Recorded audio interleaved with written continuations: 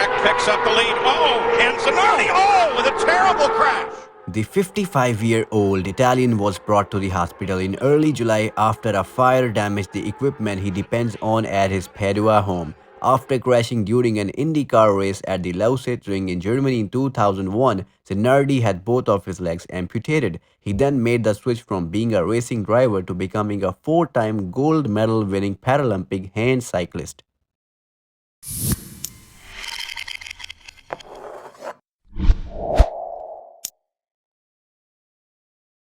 Most importantly, Alex Zanardi is a fighter, he's a racer, a champion, and an icon to many. His career as a Formula One and IndyCar racing driver gained him popularity in the 1990s. In 2001, he was involved in a horrible accident in which he lost both of his legs. However, astonishingly, he returned to racing 2 years later before switching to hand cycling. He excelled and won gold in the men's road time trial at the London 2012 Paralympics, and he repeated the feat in Rio 4 years later. In the face of adversity, Alex is a shining example of resiliency and strength. However, he claimed in an F1 interview that he regards himself as a regular guy and one who is thankful for the variety of experiences I have had in my life, including the accident and all the things I have accomplished as a result of what happened to me. He started racing cars at the age of 13, the same year his sister was killed. After constructing his vehicle from scraps, including trash wheels and factory pipes, Zanardi gained his major break in F1 with Eddie Jordan's squad and participated in the final three races of the season after finishing second in the F3000 title in 1991, and then had a brief stint with Minardi, but it wasn't until the 1993 and 1994 season with Lotus that he had a sustained run in the sport, albeit in a subpar vehicle. His best finish was 6th in the 1993 Brazilian Grand Prix. Alessandro Alex Zanardi was the youngest of two children and was born in Bologna, Italy in 1966. His older sister, Cristina, was an Olympic caliber swimmer who passed away at the age of 15 after being involved in a car accident. I was the wild and crazy one, he claimed. His yearning of the sensation of speed alarmed his parents. They were concerned that he would wreck a motorcycle because in Italy, children can operate them from the age of 14. Alex's father bought him a $500 go-kart on the eve of his 14th birthday in the hopes that it would provide him with a speed fix on the track rather than the open road. It was an intelligent choice. Alex Zanardi rose to prominence on the European junior go-kart circuit over the ensuing few years. He had three Italian titles and the European Championship by the age of 21. Formula 3 came next, and like many go-kart champions, Formula 1 came after that. After the Lotus F1 team's demise, Zanardi uprooted his life and moved to America, where he joined Chip Ganassi Racing for the 1996 Champ Car Series. He had an immediate impact, earning 5 pole positions, 3 victories, and a tie for the second place in the championship standings during his debut season. The following 2 years, Zanardi won back-to-back championships, and when Frank Williams extended an offer to sign him to a contract, his coveted window into the world of Formula One racing once more opened. The team had already previously won both the Drivers' and Constructors' Championship with Jacques Villeneuve, but the new Mecacram-powered vehicle was a bit of failure. In 2001, Villeneuve joined MO Nunn in kart. When Zanardi made progress against his opponents in round 15 at the Lausitzring and swerved into Alex Tagliani's path, his car was reared at the nose. The choice proved to be a turning point in his life. And the fast trackside help and great medical treatment saved Zanardi's life, even though he practically lost 3/4 of his blood volume and lost both of his legs in the accident.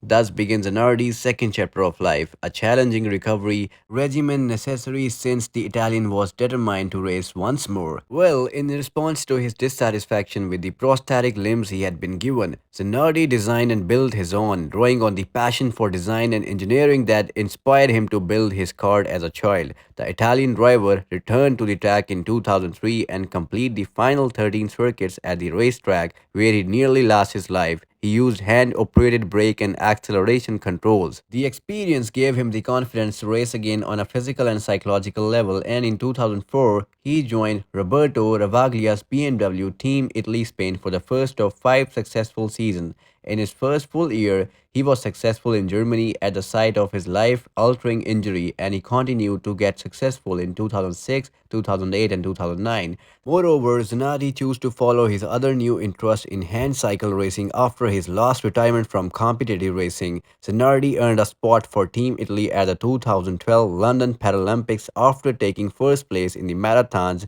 in Venice, Rome, and New York. It seemed almost certain that the Tanakia Zanardi would get successful, and he did by winning gold in both the men's H4 road time trial and the H4 individual road race to become a double Paralympic champion. However, Zanardi suffered life-threatening brain injuries in a race-related accident in June 2020 and spent 18 months in the hospital. After being released in December of last year, he intended to continue his treatment at home, but a fire in the solar panel system at his estate in northern Italy damaged the equipment he needs to function.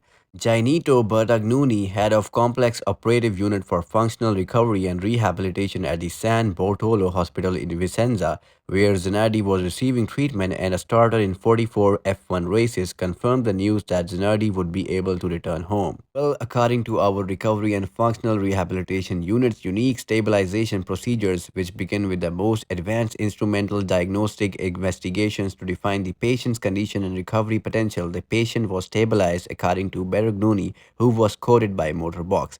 Well, based on this, a rehabilitation strategy is created and put into action that is always unique and multidisciplinary. This is the product of hard work made possible by the availability of sufficient resources in terms of knowledge, abilities, personnel, and technology. The Vicenza institution is regarded as one of the most prestigious in Europe and among the best in Italy and its specialty. The 55-year-old who made 44 Formula One racing starts spent 18 months in the hospital following a devastating hand cycling accident in June 2020. After sustaining life-threatening brain injuries in a collision with a truck, he underwent 3 rounds of surgery and spent time in a coma before being released in December of last year to complete his recuperation at home, before a terrible accident at the Lausitzring in 2001 caused him to lose both of his legs. Zanardi participated in several motorsport championships. However, that did not stop him from returning to compete in motorsport once more, racing in the Italian and World Touring Car Championship before deciding to change his focus and participate in the hand cycling at the Paralympics. In his later career, he went on to win 4 gold medals at the Paralympics, in addition to other gold medals at World Championships and additional triathlon endeavors. When he was discharged from the hospital last year, his wife Daniela noted that he still had a long process of healing in front of him. You still cannot predict how his recovery will develop, she continued. At the time, Alex is quite tenacious in his approach to the long and difficult task ahead. And the fact that we receive so much support in this way, in addition to the doctors and therapists who work with him so closely, in a tremendous help for him and us. Our buddies are there for us at all the times. Moreover, these close ties give the greater energy, therefore we are grateful to everyone for that and so much more. This also applies to the ongoing sympathy we get from the people like racers, fans and friends and all across the world. Well, Zanardi declared that it had been the final day of a wonderful journey, but added that he now needed to find something new to do, since otherwise his life will get a little monotonous. Zanardi has lived a remarkable life, and it is safe to assume that the final chapter is still unwritten. However, it might be up to a Hollywood screenwriter to write that what has occurred thus far.